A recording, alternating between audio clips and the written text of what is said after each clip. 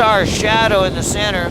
It's called a pilot's rainbow. Pilot's rainbow. Yeah.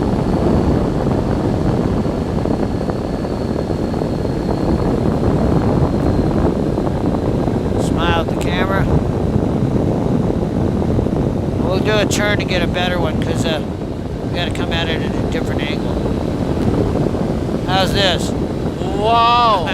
Oh, wow! So that's Makua Beach right down there. Oh. And that's, feel the warm air over here? Yeah. Be probably some bumps as we come around, but that's the warm, warm, warm air. We'll work our way back to the smooth air. Feels nice to feel the temperature, huh? Very nice. Very distinct difference, huh? Yeah. Smile. Some cold air coming in.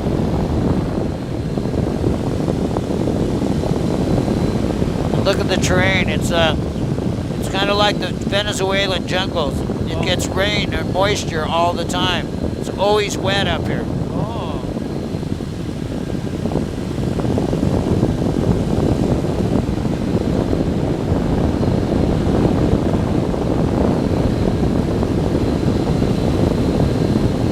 So we're going to use a little different cloud to try to get that picture. Use one over here.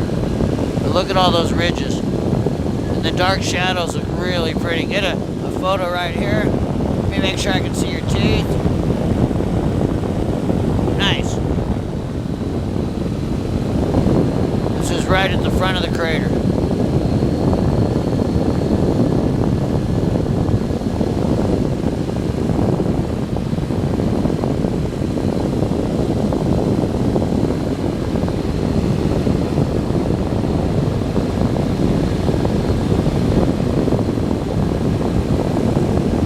Rainbow should start coming in here pretty soon.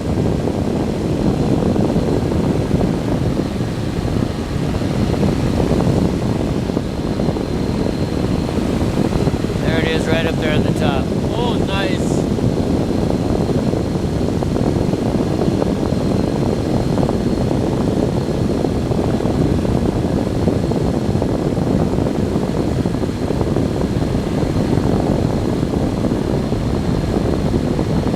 Pretty, huh?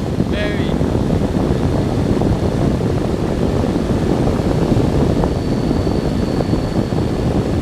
It's a big one right there. Yeah.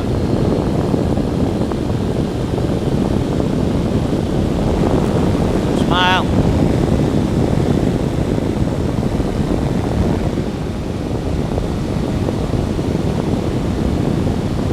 That's about as good as it gets, my friend. That's good enough for me. It's fun though, huh? Very. I'll come around here, there should be a couple bumps. But I stayed higher to keep it a little smoother.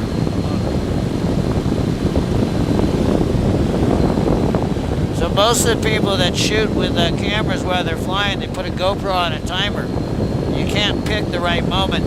Yeah, that's true.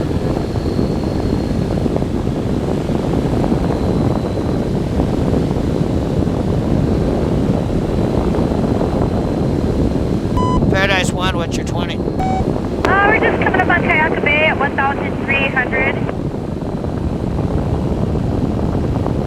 So I'm going to coast now and use our backup engine again, which is gravity. And we're heading northbound. Okay, when I get there, we'll be ready to come in, I think. Company. Company.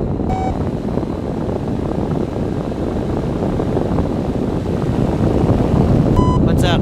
How's Andy doing? He's doing great. Fantastic, is that the word? That's right. I didn't know what you meant by when you get there, you'll be ready to come in, because it is a little bumpy over here.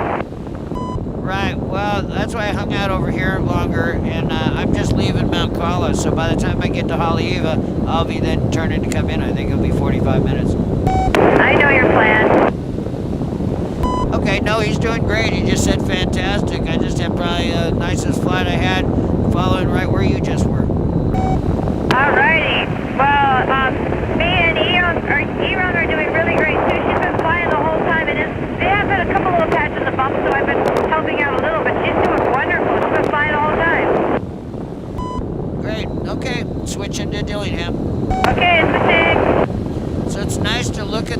different perspectives, of course. Yes. Now look at that and just think about how you just flew over the top of it in a kite. Wow. It's pretty mind-boggling, isn't it? It's a gorgeous sight though. And then again, you can't really see Waikiki too well because of the haze in the air from the moisture. And then you can see Pearl Harbor. And then as we come around here, when you get it in a turn and it's not too bumpy, it'll try to stay in the turn. So just have a nice comfortable grip. You're okay, just like that. I'll help you if you need it. But what of you, huh? Beautiful. Now, if we went on the other side of that mountain, it would be really, really bumpy. It wouldn't be dangerous, but it wouldn't be fun, particularly when you're flying a big kite. Yeah. There's a lot of contrast or ironies with this aircraft, one of it being that it's super, super safe because it almost has no moving parts. It has a great first engine and a perfect second engine, all right, which is the Gravity. It also takes more muscle to fly this than the big jet that'll fly you back to Singapore.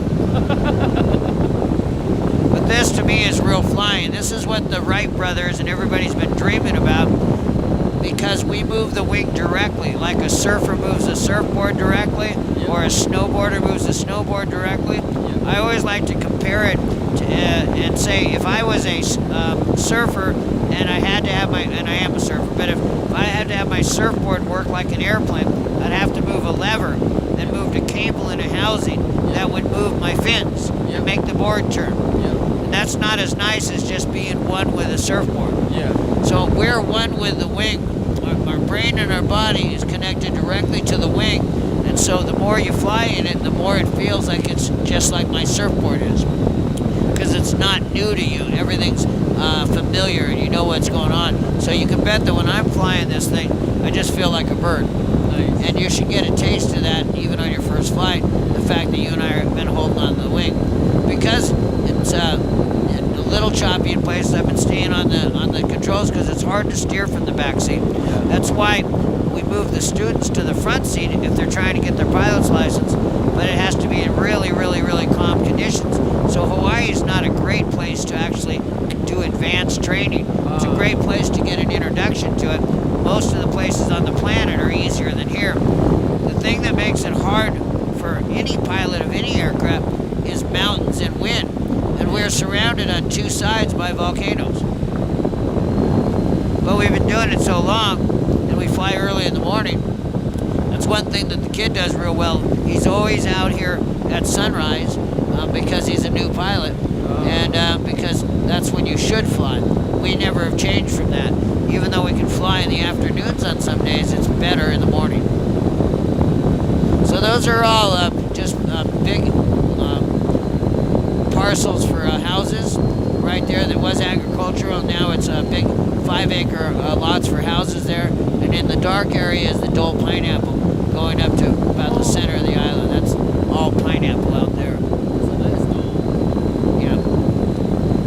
And now that you've come back here and everything, you can go over a map again with Heidi and see any of the things that you haven't done. Down below us is actually the Waialua sugar mill where they make the soap. They also make a kukui nut oil for sunburn that's really good as well.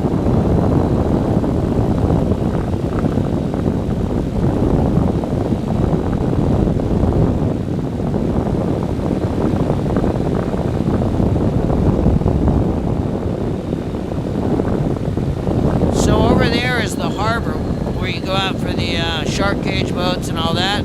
That's where the river is that you can go up with stand-up paddleboards or kayaks, which is really fun.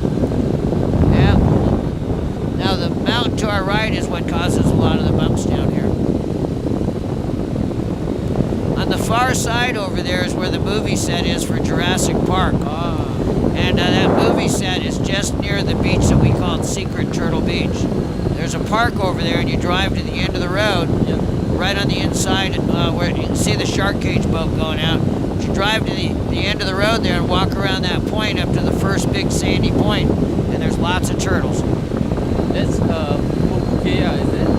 No, Pupukea is way up past Waimea Bay. That would be called Puena Point. Yeah. There's another really good place for turtles.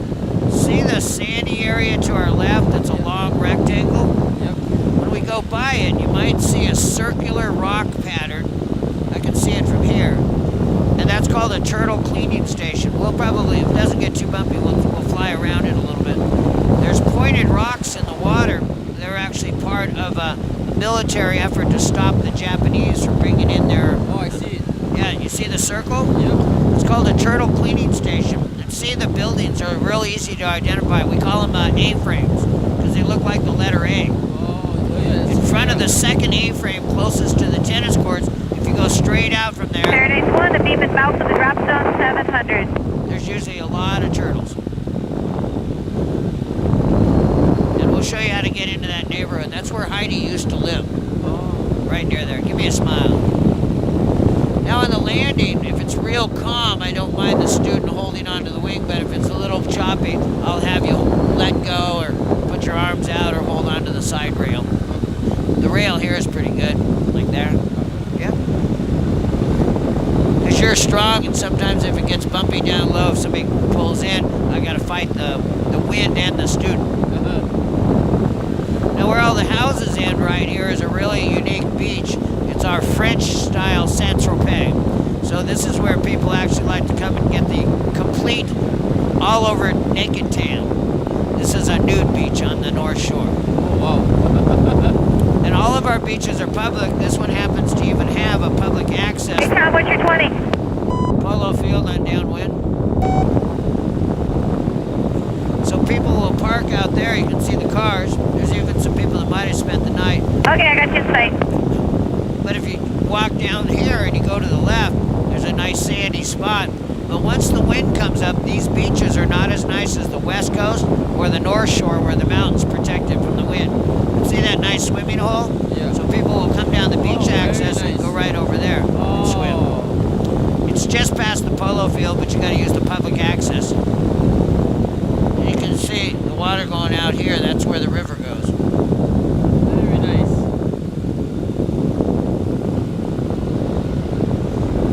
Now on a regular airplane, you know the tail on the back of the airplane? You probably have heard the term rudder. That's their rudder, like a boat has a rudder. Yep. And that will allow a pilot to land in a straight line down the runway when the wind is coming sideways. Yep. What we do actually is, since we don't have the rudder, we don't have that important tool for fighting a crosswind, Filling in Paradise 1 and 2 on downwind for 8. we'll land right into the wind more than an airplane is supposed to land right down the runway. We'll land at an angle, kind of like we did when we took off. Well, when we took off today, it was light, so we went right down the runway. Look at these little pretty spots. A little fresh water keeps that from being coral. That too. Real shallow over here.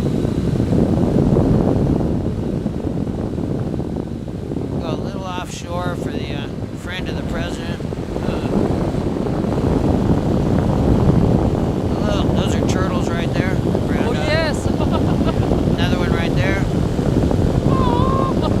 Another one there. There's more. There's more. Yeah. Five. They don't like our noise. When we go by, they actually drop down. Oh.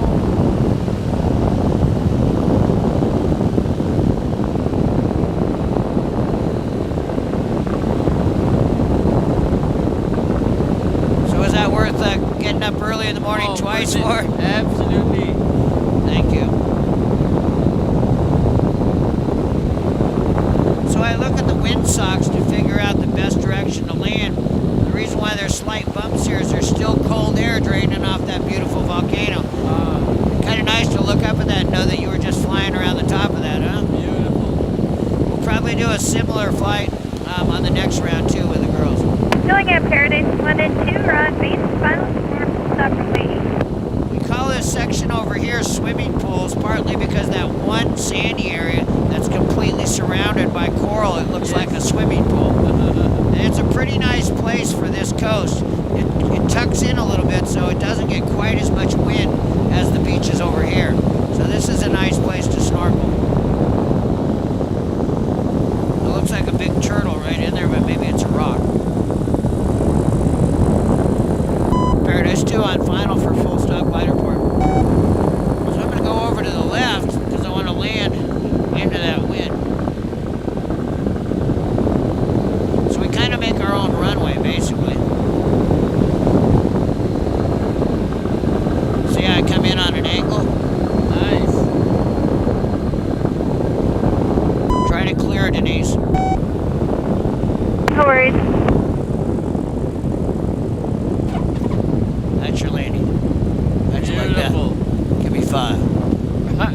I'm gonna open your visor for you.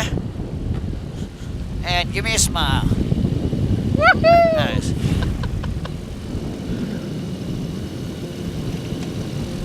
That was so awesome. Thank you so much. You're welcome so much. These poor people have to go one at a time.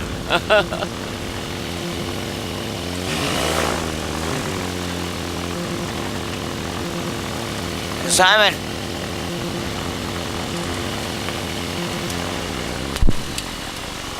I'm surprised he's out on the 4th of July. Oh yeah, that's true. Aloha from the North Shore. Round 2 coming up.